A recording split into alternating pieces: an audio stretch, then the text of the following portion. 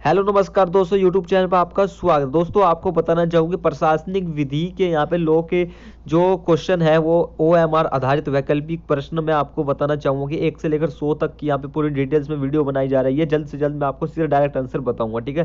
Question पढ़ेंगे answer, ठीक है, जिससे कि आपको आसानी हो जाए। तो सबसे पहले हम क्वेश्चन करते हैं, निम्नलिखित में से उच्चतम न्यायालय नंबर सुप्रीम कोर्ट ने ये बोला है कि उच्च न्यायालय मतलब हाई कोर्ट एक राज्य नहीं है। ये कौन से वाद में बोला है? ये महाराष्ट्र राज्य में बोला, ध्यान रखना। नरेश बनाम महाराष्ट्र राज्य, महाराष्ट्र राज्य याद कर लेना, ठीक है। मतलब हाई कोर्ट एक राज्य नहीं है, ठीक है। वो अनुच्छेद 12 में, अनुच्छेद 12 हमें बताता है कि फंडामेंटल राइट्स में हमें बताता है, मौलिक अधिकारों में अनुच्छेद 12 से स्टार्ट होता है, राज्य की परिभाषा दी गई है, ठीक है। सबसे पहला ये। और दूसरा दोस्तों ये बताता है कि क्वेश्चन संविधान के अनुच्छेद 12 के अंतर्गत राज्य की परिधि में नहीं आता है। देखो भाई, केंद्र सरकार राज्य है, राज्य सरकार राज्य है, और पटना विश्वविद्यालय, कोई भी विश्वविद्यालय उसको राज्य कहा जा सकता है, मगर एक भगवान की मूर्ति को हम राज्य नहीं कह सकते, ध्यान रखना। तो इसका आंसर दा हो जाएगा कि अनुच्छेद 12 के अंदर राज्य नहीं है एक भगवान की मूर्ति। बोलता है कौन राज्य नहीं है? इलाहाबाद विश्वविद्यालय, कोई भी विश्वविद्यालय वो राज्य है, नगर महापालिका राज्य है, और संसद राज्य है, मगर इसके अंदर CSIR राज्य नहीं है, ठीक है। अगला क्वेश्चन बोलते हैं, अग्रण्यन का नियम किस वाद में आधारित घोषित किया गया है? इसका देवदास बनाम भारत संघ में, देवदास बनाम भारत संघ में बताया गया है। अगला क्वेश्चन बोलता है, राज्य, राज्य शब्द के अंतर्गत न्यायपालिका भी सम्मिलित की जा सकती है। इस प्रकार का आदेश उच्चतम न्यायालय द्वारा निम्न वाद में दिया गया है, ठीक है। ये इसका आंसर हो जाएगा AR अतुले बनाम RS नायक। दोस्तों ये जो है ये केस लो है, केस स्टडी आपको बुक में मिलेंगे, अच्छे तरीके आपको समझ सकते हो। अगला बोलता है आचदान का सिद्धांत, धारा अनुच्छेद 12 हो गया, अब अनुच्छेद 13 पे आते ही। अनुच्छेद 13 का बोलता है आचदान का सिद्धांत अनुच्छेद 13 में बताया गया। आप संविधान पढ़ो, उसमें पता चलेगा। अगला बोलता है दोस्तों, संविधान के निर्वचन में प्रथम बार भवि लक्ष्मी विनिर्णय का सिद्धांत लागू किया गया, वो में लागू किया गया है, मतलब गोलकनाथ बना पंजाब राज्य में, ध्यान रखना, पंजाब में भविष्य लक्ष्मी विनिर्णय लागू किया गया, ठीक है। अगला ये सूची है दोस्तों, ये सूची आप कर लेना, टाइम लगेगा इसमें, इसीलिए मैं आपको बताना चाहूंगा। ये सूची है, आपको सूची है, इनको मिलाओ कौन सा सही है, तो आपको किससे मिलता है ये आबासा, तो इसका आंसर सा हो जाएगा। मैं डायरेक्ट आंसर बता रहा हूँ, देख के बाकी अपना कर लेना, ठीक है। सूची वाला भी आ सकता है।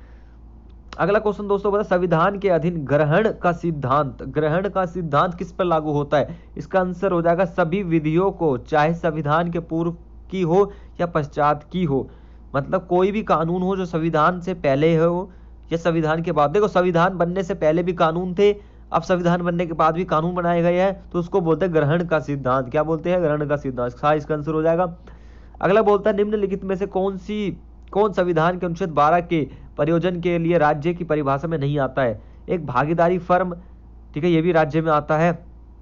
एक लिमिटेड संचार लिमिटेड कोई कंपनी, वो भी राज्य में आता है। एक बोलता है इसमें एक सहकारी समिति, वो भी राज्य में। एक राष्ट्रीय शिक्षा अनुसंधान परिषद, ये राज्य में नहीं आता, इन्होंने ये बोला है, ठीक है। कौन सा नहीं आता है? राष्ट्रीय शिक्षा अनुसंधान परिषद, ध्यान रखना। अगला बोलता है, अनुच्छेद 13(3)(a) के अंतर्गत विधि में समाविष्ट है।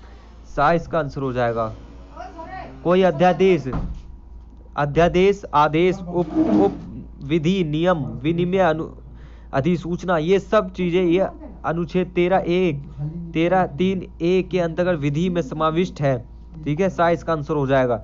अगला क्वेश्चन बोलता है, निम्नलिखित में से किस मामले में उच्चतम न्यायालय ने यह अभी निर्धारित किया है कि 368 के अधीन संविधान का संशोधन अनुच्छेद 13 के अंतर्गत विधि है? इसका आंसर है गोलकनाथ बना पंजाब राज्य, ठीक है। अगला बोलता है, न्यायिक पुनर्विलोकन का अर्थ किसमें बताया? यह है, इसका अर्थ है कि व्यवस्थापिका द्वारा निर्मित एवं संशोधित किसी भी विधि को उच्चतम न्यायालय संविधान के अधिकारित होने के रूप में घोषित कर सकता है, ठीक है। ये इसका अर्थ हो जाएगा। इसका आंसर है। अगला बोलता है, मूल अधिकारों में असंगत या उसका अल्पीकरण करने वाली विधियों को किस अनुच्छेद के अंतर्गत शून्य घोषित किया जाता है? अनुच्छेद 13 में, मतलब कि मूल अधिकार में असंगत, उनका अल्पीकरण करने वाली विधियों को किस अनुच्छेद में के अंतर्गत शून्य घोषित किया जाता है? अनुच्छेद 13 में, ठीक है। एक बार अनुच्छेद 12 अनुच्छेद 13 पढ़ा, अनुच्छेद 12 में राज्य की परिभाषा देकर अनुच्छेद 13 में भी आपको बता दिया।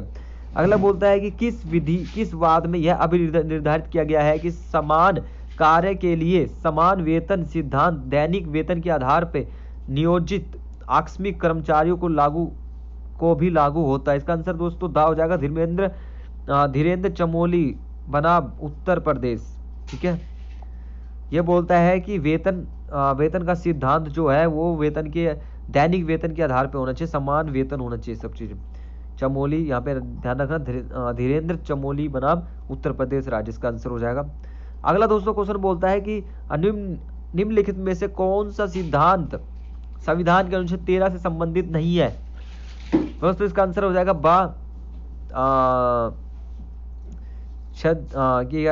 छद्म विधायन का सिद्धांत। ठीक है, ये बाकी ये सभी सिद्धांत हैं अनुच्छेद 13 के अंतर्गत आते हैं। आगे दोस्तों 17वां क्वेश्चन ये बोलता है कि जो प्रत्यक्ष नहीं किया जा सकता है वह अप्रत्यक्ष भी नहीं किया जा सकता, किस सिद्धांत से संबंधित है। दोस्तों ये आभासी विधायन का सिद्धांत है। ठीक है, अगला बोलता है निम्न में से कौन सा संविधान के अनुच्छेद 13(2) में वर्णित विधि पद में सम्मिलित नहीं है। इसका आंसर दा संविधान का संशोधन। अगला बोलता है इसमें निम्नलिखित सिद्धांतों में से कौन सा संविधान के अंतर्गत 13 से संबंधित नहीं है। इसका आंसर बा हो जाएगा तत्व और सार का सिद्धांत। ठीक है, तो आगे बोलता है भारत के संविधान का कौन सा अनुच्छेद विधायी कार्यों के न्यायिक पुनर्विलोकन की शक्ति प्रदान करता है। अनुच्छेद 13। ठीक है, भारत में न्यायिक पुनर्विलोकन का सिद्धांत निम्न संविधान से लिया गया है। यहाँ पे जो न्यायिक पुनर्विलोकन है ये सिद्धांत कौन से मतलब ये कौन से देश से लिया गया है। दोस्तों ये सिद्धांत यूएसए अमेरिका के संविधान से लिया गया है। अगला क्वेश्चन दोस्तों बोलता है निम्नलिखित में कौन सा वाद पृथक्करणीय के सिद्धांत से संबंधित है। वाद पृथक्करण, ये इसका आंसर सा हो जाएगा रोमेश थापर बनाम मद्रास राज्य। अगला बोलता है आचगदन का सिद्धांत किस अनुच्छेद में निहित है। अनुच्छेद 13। अनुच्छेद 13 बहुत इंपॉर्टेंट है, पढ़ लेना अच्छे तरीके से। विधि द्वारा स्थापित प्रक्रिया शब्दावली किस देश के सिद्धांत से ली गई है। विधि द्वारा स्थापित प्रक्रिया किस देश से ली गई है। जापान से ली गई है। सही उत्तर बताइए। ये बोलता है अधिस्थजन करना अनुज्ञेय है। ठीक है, इसका आंसर है किसी भी मूल अधिकार का नहीं। आगे बोलता संविधान के प्रथम बार भवि लक्ष्मी विनिर्माण का सिद्धांत, ये पहले ही मैंने आपको पता पंजाब वाला है ये। ठीक है, तो पंजाब वाला इसका आंसर हो जाएगा गोलकनाथ। ठीक है, भवि लक्ष्मी विनिर्माण का सिद्धांत कहाँ पे लागू किया गया, मतलब किस वाद से लिया गया है, किस केस से लिया गया है। गोलकनाथ बना पंजाब राज्य से। अगले बोलता है न्यायिक पुनर्विलोकन संविधान के किस अनुच्छेद में निहित है। मैंने आपको बताया अनुच्छेद 13। अनुच्छेद 13 बताया था पहले भी, एक क्वेश्चन आया था अभी, तो ये तुम्हारा रिवीजन हो जाएगा एक तरह से।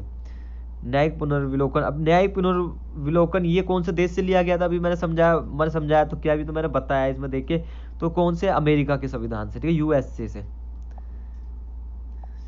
ठीक है, ये क्या हो गया, रुको। आगे दोस्तों बोलता है संविधान, भारतीय संविधान के अनुच्छेद 13 में दिए गए अर्थ के अनुसार निम्न में से क्या कानून नहीं है। अध्यादेश, सरकारी परिपत्र या नियम या अधिसूचना।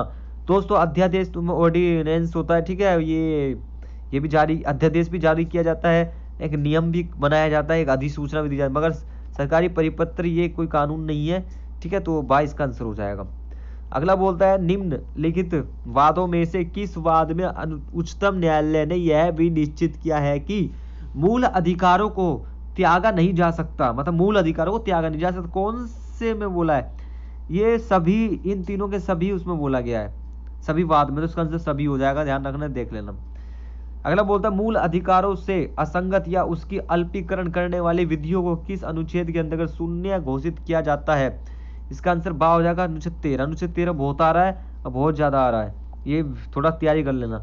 निम्नलिखित में से कौन सा वाद आचदान के सिद्धांत से संबंधित है।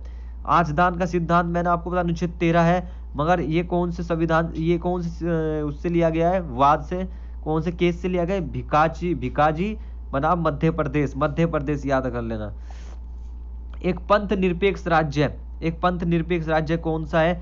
यह पंथ निरपेक्ष का मतलब है कि धर्मों को प्रोत्साहित करना, धर्मों को एकीकृत करना, धर्मों को हतोत्साहित करना, धर्मों के प्रति तटस्थ रहना। तटस्थ रहना मतलब धर्म को एक तरह से उस पर निर्भर, उसके ऊपर कानून को लागू करना, इस तरीके से, मतलब धर्म पर तटस्थता का नियम आपने पढ़ा हुआ 12वीं क्लास में, तटस्थता, ठीक है। तो वो सब चीजें हैं, इसका आंसर दा हो जाएगा। निम्नलिखित में से कौन सा मामला पृथक्करण के सिद्धांत से संबंधित नहीं है? पृथक्करण का सिद्धांत से नहीं है, वो इसका आंसर सा हो जाएगा, ठीक है। मिनर्वा मिल्स बना भारत संघ।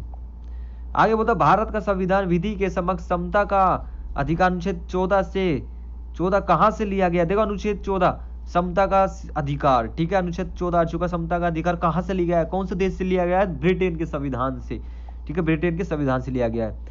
भारतीय संविधान में विधि के शासन का प्रावधान मुख्यतः निम्नलिखित अनुच्छेद में किया गया है। आ में दिया गया 14 में, ठीक है, विधि का शासन। अब अनुच्छेद पढ़ने पड़ेंगे आपको। अनुच्छेद 14 में वाक्यांश विधियों के समान संरक्षण को लिया गया है अमेरिकन संविधान से, ठीक है। विधियों से समान संरक्षण मतलब विधियों से, कानून का समान संरक्षण होना चाहिए, कानून सभी के लिए बराबर है, अमेरिकन संविधान से लिया गया है। आगे दोस्तों बोलता उच्चतम न्यायालय विधि के शासक का संरक्षण उच्चतम न्यायालय द्वारा यह टिप्पणी की गई है।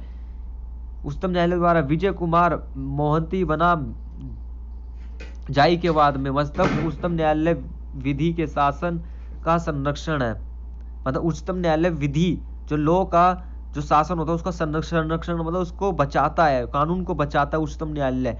तो ये किस कौन से केस में बताया है? ये विजय कुमार मोहंती बनाम जाई के वाद में बताया गया है। अगला बोलता है अग्रण्यन का सिद्धांत, अग्रण्यन का नियम किस वाद में अधिकारिता घोषित किया गया? अग्रण्यन, ये भी ध्यान रखना, ये है इसका देवदास बनाम भारत संघ, ओके। अगला बोलता है उन्नी कृष्ण बनाम आंध्र प्रदेश राज्य का वाद निम्न में से कौन से अधिकार से संबंधित है? शिक्षा का अधिकार, ठीक है, ये ध्यान रखना। उन्नी कृष्ण आंध्र प्रदेश शिक्षा का अधिकार। राज्य के अनुदान प्राप्त कर रही एक अल्पमत की शैक्षणिक संस्था प्रवेश के मामले में निम्नलिखित कर सकती है। इसका आंसर अपने समुदाय के अभ्यर्थियों के लिए 50% स्थान आरक्षित कर दे, ये बोला था उन्होंने, ठीक है।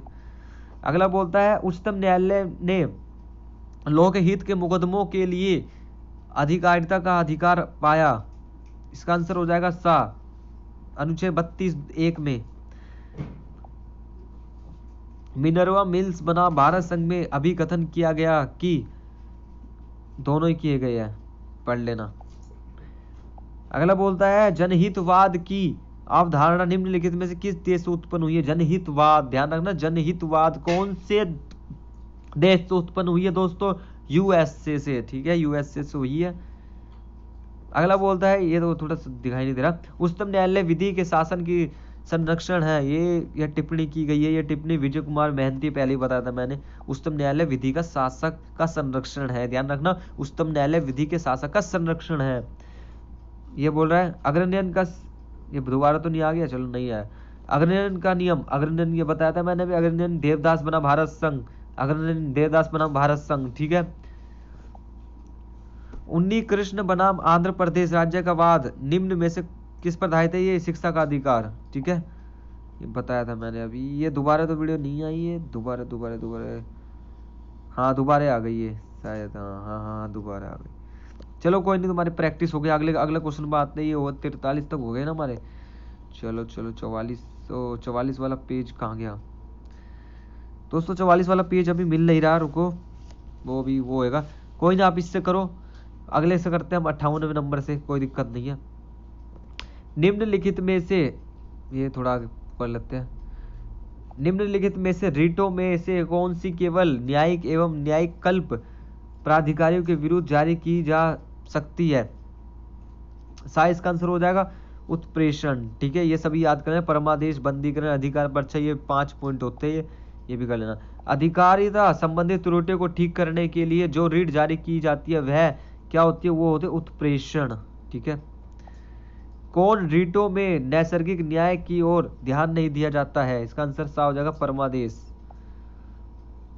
ठीक है, आगे बोलते हैं, उपभोक्ता को लोक उपक्रम की अधिकारिता से उत्पन्न शोषण के विरुद्ध, इसका आंसर हो जाएगा बा, विशेष न्यायालय में उपचार। उत्प्रेषण रीट किस न्यायिक अथवा अर्ध न्यायिक निकाय जारी नहीं की जा सकती है? इसका आंसर हो जाएगा द, न्याय की कोई विफलता नहीं हुई है। अलग क्वेश्चन बोलता है, प्रशासनिक विधि प्रशासन से संबंधित विधि है, इसमें प्रशासनिक प्राधिकारियों के गठन, शक्ति और कर्तव्यों का अवधारण किया जाता है। यह परिभाषा किसके द्वारा की गई है? इसका आंसर हो जाएगा जेनिंग्स के अनुसार। अगला बोलता, प्रशासनिक विधि वह विधि है जिसका संबंध प्रशासनिक अभिकरणों की शक्ति और प्रक्रियाओं से है, जिसमें विशेष प्रकार प्रशासनिक कार्य के न्यायिक पुनर्विलोकन विनियमित करने वाली विधि सम्मिलित है। Professor KC. डेविस के अनुसार प्रशासनिक विधि का उद्देश्य प्रशासन के बोल रहा है इसका आंसर तो अनुचित एवं अवैध कार्यों पर नियंत्रण रखना है। मतलब प्रशासनिक विधि का क्या उद्देश्य होता है, ये ध्यान रखना, अनुचित और अवैध कार्यों पर नियंत्रण करना होता है। तो पहला इसमें बोल रहा है अनुचित और अवैध कार्यों पर सहायता करता है या उस पर नियंत्रण करना। देखो नियंत्रण नहीं करेगा, कोई गलत कार्य करेगा उस पर नियंत्रण करेगा, उसको कंट्रोल करेगा प्रशासनिक विधि। ठीक है, आगे बोला शीला वार से बना महाराष्ट्र संघ 1983 का वाद संबंधित है। ये किससे संबंधित? विधि का शासन से। किससे? विधि के शासन से। इंदिरा गांधी बनाम राज्य नारायण का संबंध है किससे? विधि का शासन से।